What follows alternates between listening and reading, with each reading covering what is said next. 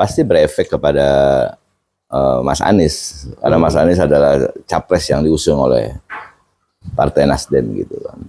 Tapi ada juga satu keuntungan dari pasangan Mas Anies dan Caimin gitu kan, adanya itulah wacana-wacana Gibran jadi cawapres, ya kan. Ini ada satu keuntungan yang mereka punya gitu. Karena kan kalau capres dan cawapres hari ini kita nggak ngelihat partai mana yang mengusung ataupun yang mendukung gitu kan. Tapi hari ini capres dan cawapres kita melihat personalnya, orangnya gitu. Mas Anies, oh ya sudah mumpuni kok jadi calon presiden. Caimin, oh udahlah nggak apa-apa, udah ketua umum partai kok jadi cawapres. Mas Ganjar mumpuni kok jadi capres, dia kan kader partai gitu kan, PDIP, mantan gubernur Jawa Tengah. Pak Prabowo mumpuni kok jadi calon presiden dari Gerindra kok. Berapa kali beliau maju walaupun mengalami satu kekalahan gitu kan, tapi kan punya portofolio baik untuk maju lagi gitu kan. Buat saya itu. Cuma kalau karena ada peristiwa-peristiwa ini seperti wacana Gibran didorong jadi wapres, ini sebenarnya ini menguntungkan pihak Mas Anies. Ketemu lagi dengan beta Bung Redi, walang bacarita. Apapun ceritanya, yang penting bermanfaat. Kemanfaatan harus disebarkan. Sebab sesuatu yang bermanfaat buat orang lain, apalagi buat agama, bangsa, dan negara. Dan yang terpenting adalah bermanfaat untuk orang-orang sekitar kita, orang yang kita cintai, orang yang kita sayangi. Itu penting untuk diberikan edukasi, sebab hal-hal baik ketika hanya berhenti di tangan kita, di gadget kita, maka sama saja kita tidak menebar kebaikan. Namanya kebaikan, tugas dan tanggung jawab orang baik adalah menyebarkan. Tetapi kalau tidak baik, cukup aja di handphone kita, kalau bisa dihapus. Teman-teman, hari ini kita cerita soal KPK diserang balik Nasdem. Di depan kawan-kawan yang melihat Direktur Ethos Indonesia Institute, Bang Iskandar Syah. Sehat? Sehat. Bang? Alhamdulillah. Biasa. Makin muda aja, Bang. Makan apa? Makan nasi. Makan nasi ya? Iya, makan nasi. Makan nasi, teman-teman. Tapi nasinya kayaknya bukan nasi biasa ini. Nasi biasa lah. Oh, nasi biasa. Tapi bukan raskin. Bukan raskin ya. Bukan raskin. Teman-teman, kita mau lihat atau mau mendengar perspektif dari Ethos Institute atau Kanda Direktur Ethos, bahwa apa sih melihat hari ini KPK diserang balik oleh Partai Nasdem. Bang, ini soal nama baik ini, Bang. Mereka lagi serang-serangan di luar sana, dan kita baca berita ini soal nama baik, nama partai, apalagi menjelang pemilu, ada pilkada, ada pileg, ada pilpres, macam-macam. Di 2024 tiba-tiba rumah kita ini ditempukin tai, kira-kira begitu. Maaf teman-teman, agak lalu kira-kira harus kita bagaimana kan begitu. Nah, hari ini sudah terjadi, jadi ditempukin terus. Ya udah, kamu mau lawan, ini memang kamu salah, saya harus lempar kamu, kira-kira begitu. Kenanya di jantung atau kenanya di kaki atau di kepala. Ya silakan, kalau kamu merasa benar, kamu memperjuangkan kebenaran itu.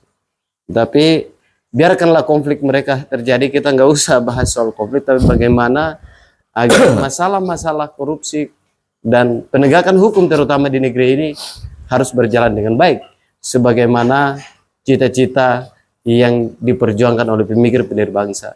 Dan hari ini negara kita negara hukum. Jangan sampai kepentingan politik negara kita ini carut-marut. Bang, apa perspektif Ethos Indonesia Institute soal kasus ini, Bang? Oke. Silakan. Saya melihat kasus ini memang pukulan berat terhadap Partai Nasdem ya. Oke. Pemilu. Dari kasus Mas Anies memilih Caimin menjadi wapresnya, kasus Menkom Info Bang Joni Plate, tiba-tiba menyusul lagi kasus Bang Syahrul Yassin Limpo terkait kasus korupsi di Kementan. Nah, ada yang unik dalam hal ini adalah ada indikasi kasus pemerasan yang dilakukan oleh pimpinan KPK. Dalam hal ini ketua KPK ya. Kalau pimpinan KPK berarti kan jajaran ya, ada wakilnya. Tapi saya sebut ini ketua KPK yang dilakukan oleh ketua KPK. Tapi indikasi ini pun kita tetap berpegang kepada ajas praduga tak bersalah, gitu kan. Masih dalam proses penyidikan Polda Metro dan harus kita hargai proses itu. Kita pengen lihat jangan sampai ada intervensi dari pihak manapun ya. Karena kan hari ini kan kita melihat situasi Partai Nasdem yang agak goncang. Partai Nasdem dalam hal ini agak goncang. Dan Partai Nasdem pun berpikir bahwa ini pun nggak serta-merta adalah kasus hukum murni gitu kan, menjelang pilpres dan pileg ini ada muatan-muatan politik di dalamnya. Saya juga yakin bahwa ini ada muatan-muatan politik yang memang pelakunya adalah orang-orang politik. Dan kasus korupsi ini bukan terjadi 1-2 tahun ke belakang gitu. Dari semenjak reformasi ini bergulir, kasus korupsi ini terus menggunung sehingga hari ini pun angka korupsi di Indonesia ini luar biasa gitu. Indonesia kalau tidak salah ada di urutan kedua di dunia negara terkorup. Ini menjadi presiden buruk sebenarnya buat publik, khususnya publik kita, publik lokal. Bahwa ternyata di samping pembangunan Indonesia yang katanya sudah merata seperti apa, majunya negeri ini, teknologi canggih seperti apa, ternyata di negeri ini masih banyak rampok. Masih banyak pimpinan-pimpinan kita yang jadi rampok di negeri sendiri gitu. Jadi harusnya ada KPK, maling uang negara harus kurang. Harusnya kan berkurang gitu. Iya. Ini kan tidak. Ada KPK semakin masif. Ini seperti BNN. Adanya BNN, narkoba bukan habis, tapi semakin masif.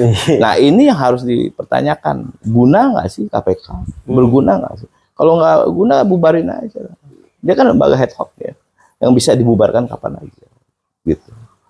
Jadi kalau memang ini nggak berguna, bubarin aja. Dari zaman waktu Pak Saud Situmorang wakil ketua KPK juga, kalau memang ini lembaga ini nggak berguna, bubarin aja. Gitu. Kalau cuma buat gaya-gayaan komisi pemberantasan korupsi, tapi nggak diberantas, nongol lagi. Adanya tindak pidana korupsi kan bisa dicegah karena ada rasa takut. Gitu. Rupanya hadirnya KPK ini membuat koruptor nggak takut, biasa aja. Hadirnya BNN nggak membuat bandar narkoba takut, biasa aja. Nah ini harus dipertanyakan dalam tanda kutip. Jangan-jangan ada upeti yang masuk ke dalam lembaga atau institusi. Sorry, bukannya saya kan asumsi ya. Saya nggak nuduh loh ya, saya asumsi. Gitu. Kalau nuduh saya salah. Ini jangan-jangan asumsi saya ada segelintir orang yang korup melakukan transaksional ke dalam. Ada indikasi itu. Dan indikasi pemerasan yang dilakukan juga itu jadi pertanyaan besar. Nah, kita melihat nanti kinerja Polda ya untuk mengusut kasus ini gitu. Jangan sampai kasus ini jadi jalan di tempat. Berani nggak Polda Bang? Soalnya kan ini nasional berhadapan dengan daerah. Oh sebenarnya kalau kita lihat dari tingginya, jenjangnya, polisi harus lebih tinggi dari KPK. Nah, bukan soal itu Bang. Ini kan kalau Mabes Polri itu jenjangnya sama dengan KPK, kira-kira begitu ya, jenjang struktur lembaga. Nah, tapi kan Polda itu ibaratnya kelas provinsi bertarung dengan kelas nasional, gimana Bang? Abang mau yakin mau bisa nggak itu? Kalau serius bisa aja, kenapa enggak? Kalau serius, nah, gitu kan, masalahnya gitu. Karena kalau kita tarik lagi, yang diduga melakukan tindak pidana pemerasan, pimpinan KPK yang diduga melakukan satu tindak pidana pemerasan ini adalah orang yang ada di institusi Polri. Masalahnya berani nggak? Ini jeruk makan jeruk, bahaya ya, seperti ini gitu. Ini nanti akan menjadi blunder. Makanya saya pengen lihat dulu kasus ini, jalan di tempat atau benar-benar Gulirkan ya. digulirkan dengan objektif. Kalau ini jalan di tempat, buat saya ya hukum sama aja, nggak ada gunanya juga. Kalau jalan di tempat. Tapi kalau ini bergulir maksimal dan objektif, saya yakin ini akan menjadi presiden baik buat seluruh publik Indonesia. Bahwa orang yang bersalah, sekelas ketua KPK pun bisa dipenjara. Kurang lebih seperti itu gitu. Bisa bisa dipenjara karena melakukan suatu tindak pidana pemerasan gitu.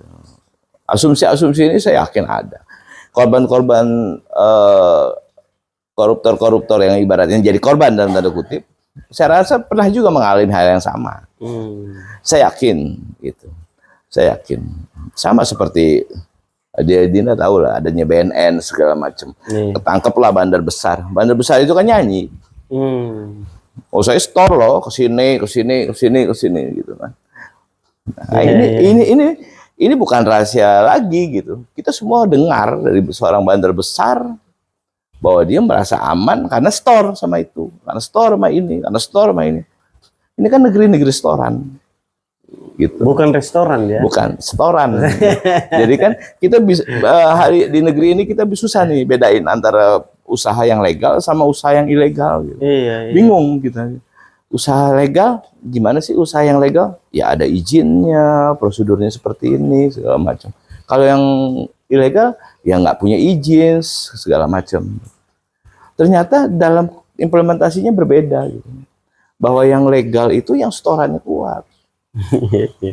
Gitu, yang nggak ada setorannya legal jadi ilegal, yang ilegal karena setorannya kuat jadi legal. Jadi ini sudah berbalik gitu. Oke Bang, lalu tapi sebelum kita lari ke Demokrat ya, kalau Anda bahasanya gini, hati kegalauan Nasdem. Kegalauan Nasdem hari ini yang diperhadapkan dengan berbagai macam persoalan. Tapi ada juga sampai di kasus yang sama yang kena YSL. Ini soal sempi itu bagaimana Bang? Yang katanya diduga beliau punya sempi di rumahnya. Beliau kan bukan polisi atau tentara, atau beliau belum punya izin, ini bagaimana? Tapi itu tenggelam Bang. Iya, jadi gini, terkait kepemilikan senjata ya, oleh Bang Syahrul Yassin Limpo, udah bukan rahasia lagi juga gitu. Kalau menteri sekarang juga punya senjata semua. Saya yakin geledah aja semua menteri pasti punya senjata kok semua. Gitu.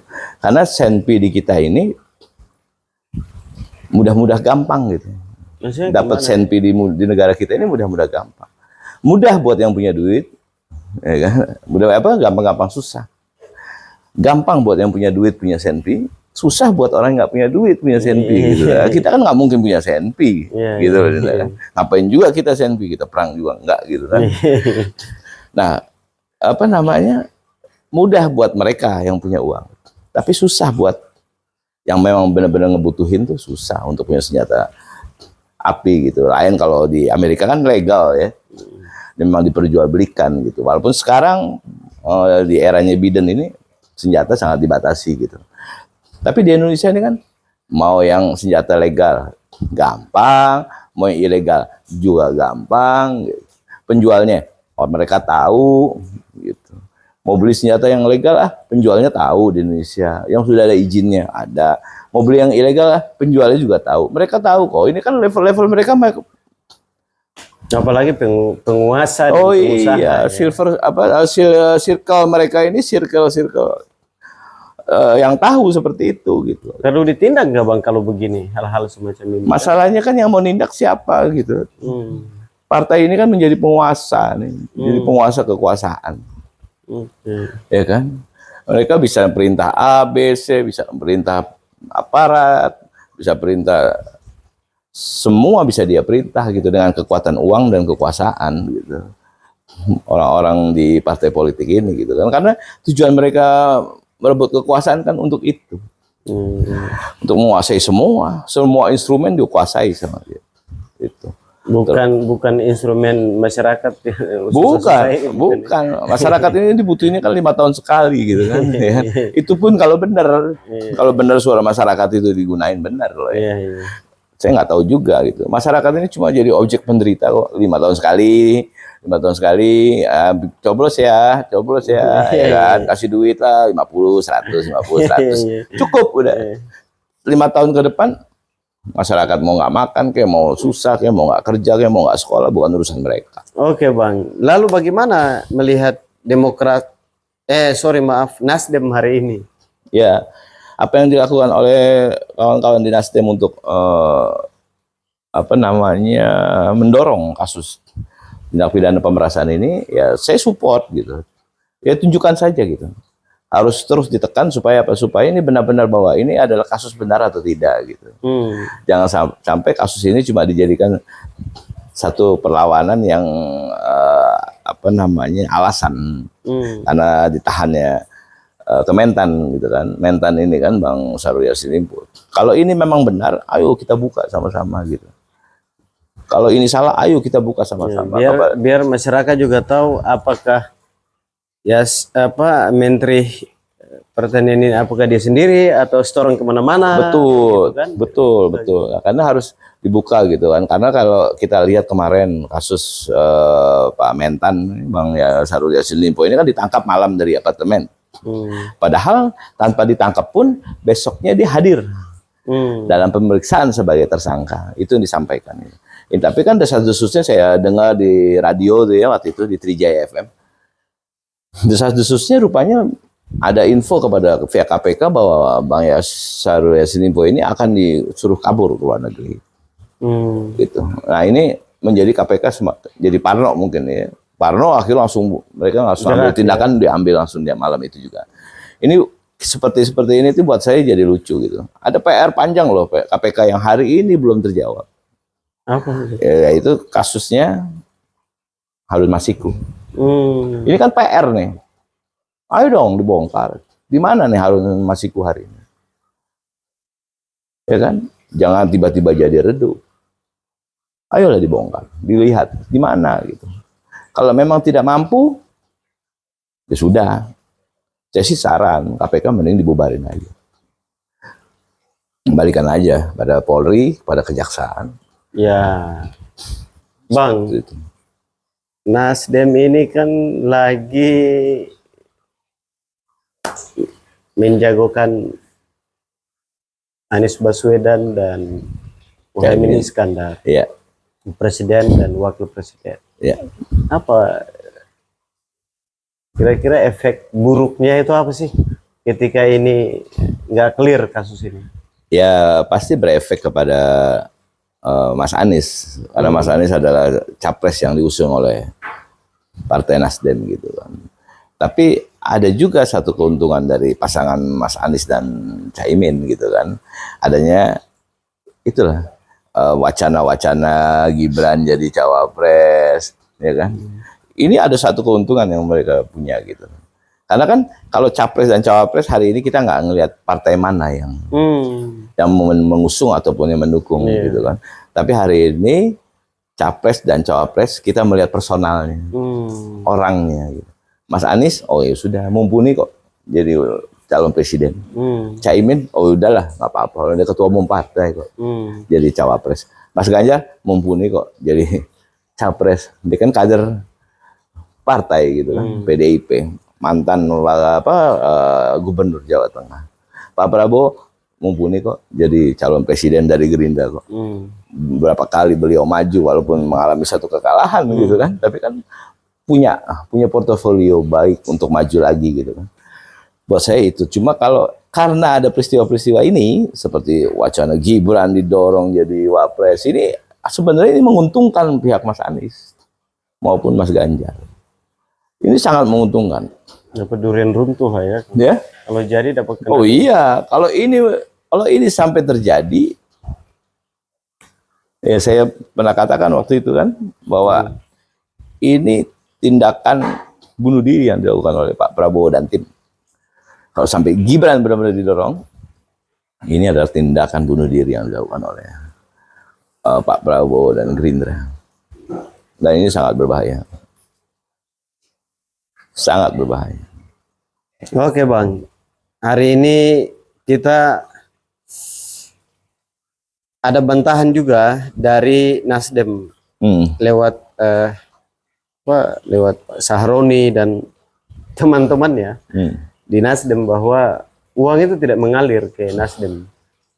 Apa kira-kira? Bagaimana sih Bang lihat itu? Ya, segala sesuatu kan punya hak bantah ya. Ya, bahkan di KPK tuh ada namanya ada hak bantah. Ya. Artinya punya hak untuk membantah kalau ini benar atau tidak. Seperti itu gitu kan. Tapi apapun yang dilakukan oleh menteri dari partai politik pasti ada korelasi dengan partai politik bersangkutan. Gitu. Ini pernah saya obrolkan, saya pernah bicara dulu, ngobrol dengan salah satu tokoh partai Golkar.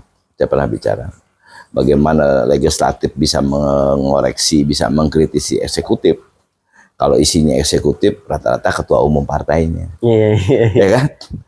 Harusnya eksekutif ini diisi oleh orang-orang yang profesional, bukan orang-orang dari partai politik. Sehingga legislatif bisa bekerja maksimal. Tapi hari ini kan tidak. Ketua umumnya jadi menteri ini, ketua umumnya jadi menteri ini. Begitu RDP ya mereka nggak bisa serang apa-apa lah. Ketumnya kok gimana kan? Makanya kata Bang Irman Putra Sidin pernah cerita bahwa hari ini ada cinta segitiga nih. Ada cinta segitiga antara legislatif, eksekutif, dan pers. Di mana masyarakat sudah tidak bisa masuk. Karena semua sudah dikuasai. Legislatifnya dikuasai, eksekutifnya dikuasai, persnya dikuasai. Cinta segitiga itu. Tapi kalau Bang Irman Putra Sidin bilang cinta segitiga itu nggak pernah lama. Iya. Pasti ada nanti perselingkuhan. Pasti nanti akan hancur, akan runtuh. Seperti itu. Benar kata Bang Irman Putra Sidin. Kita lihat aja masyarakat bisa apa hari ini. Nggak bisa apa-apa. Hari ini nggak bisa apa-apa. Eksekutifnya orang parpol, legislatifnya orang partai politik, orang persnya sama. Mereka mana mau nyebarin berita ini. Oh enggak, takut. Ada bos di legislatif, ada bos nyebarin berita ini, mereka nggak mau. Seperti itu gitu. Hari ini sudah dikuasai itu semua. Tapi bilang ke Bang ke senior itu bilang ada walang bacarita yang siap tampung kalau. Oh gitu. Nah, saya masih apresiasi tuh kepada teman-teman media yang hari ini masih objektif, masih kritis gitu untuk memberikan support kepada publik ya, masyarakat kita, terutama anak-anak muda nih, yang baru lulus SMA, baru mau kuliah, ini harus kita didik supaya mereka menjadi pemimpin-pemimpin negeri ini nanti ke depan yang ikutin proses hebat. Betul. Seperti Bu Mega lah ya. Betul, melewati proses. Gitu. Oke Bang, terakhir apa pesannya kepada masyarakat Indonesia dengan melihat adanya hiruk pikuk ini, kira-kira apa pesannya Bang? Masalah hukum, masalah politik, ya, tadi Abang sudah sampaikan. Masyarakat kita, saya minta sebagai masyarakat udah nggak usah ikut-ikutan masyarakat. Yang nggak ngerti nggak usah ikut-ikutan gitu. Kita tonton aja pertarungan mereka ini. Gitu. Ya kan? Karena bagaimanapun juga siapapun pemenangnya, siapapun penguasanya, kita ini masih cari uang sendiri. Ulang Bang. Siapapun pemimpinnya, siapapun penguasanya, kita masih cari uang sendiri. Betul kan? Kita tetap jadi budak di negeri sendiri. Kecuali kita jadi raja di negeri sendiri, itu luar biasa. Kita tetap jadi budak kok di negeri sendiri. Jadi kalau masih dalam rumah kita jadi raja, kalau dari rumah jadi budak. Belum macet lagi. Belum macet, ya kan? Diomelin, masuk dipotong gaji, segala macem gitu kan. Dikerjain lagi. Dikerjain pula, dipenjara juga gitu. Dibuat skenario macam-macam oleh pimpinan-pimpinan ini luar biasa gitu. Rakyat kita ini iya aja menurut saya. Di 2024 ini marilah masyarakatnya kita jadi penonton aja. Liatin aja mereka bertarung. Liatin saja gitu. Kalau peristiwa pileg, pilpres, pemilu ini buat saya ya cuma euforia aja kok. nggak ada yang berarti kok, nggak ada manfaatnya buat masyarakat. Oke. Baik. Siap. Terima kasih Bang waktunya. Siap. Luar biasa. Oke teman-teman, soal korupsi, kolusi dan nepotisme atau masalah pembelian atau proses apapun di negeri ini, pesannya itu semoga bermanfaat. Kalau bermanfaat, sebarkan sebanyak-banyaknya. Tapi kalau nggak bermanfaat, simpan aja. Gitu. Karena di awal tadi Beta sudah sampaikan bahwa kebaikan jangan berhenti cuma di gadget kita, tapi sebarkan kebaikan, nanti kalian juga dapat pahala, dan sebarkan itu gratis kawan-kawan. Sekian dari Walang Bacarita, sampai ketemu di konten-konten selanjutnya.